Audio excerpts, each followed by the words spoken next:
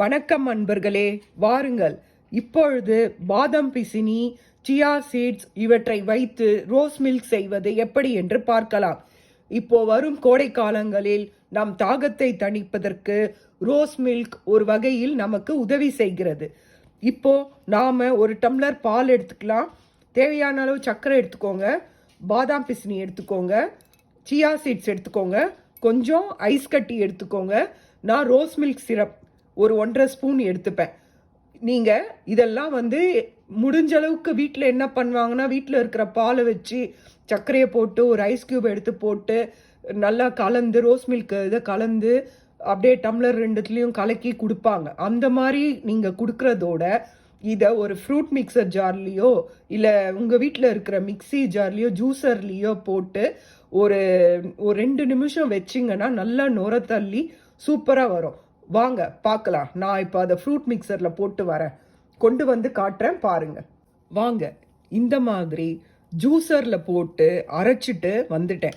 பாருங்க எந்த அளவுக்கு திக்கா எவ்வளோ நுரையா இருக்குன்னு பாருங்க. இது குடிக்கிறதுக்கும் ரொம்ப நல்லா இருக்கும். இதில் சப்ஜா இதுவை ஒரு இதில் பாதாம் பிசினியை போட்டுடுறேன், ஒரு இதில் சப்ஜாவை எடுத்து போட்டுடுறேன். இப்போ நீங்க இது ரெண்டுத்தையுமே நல்லா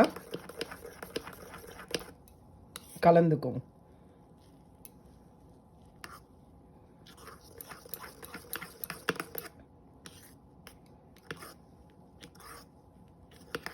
பாருங்க, உங்களுக்கு தெரியுதுங்களா எவ்வளோ திக்காகவும் இருக்கு.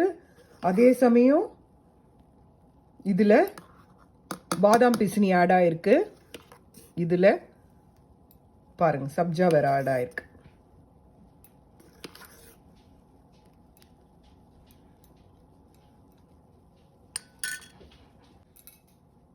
வாங்க, இதுதான் பாதாம் பிசினி போட்ட ரோஸ் மில்க், சப்ஜா வேற போட்ட ரோஸ் மில்க்.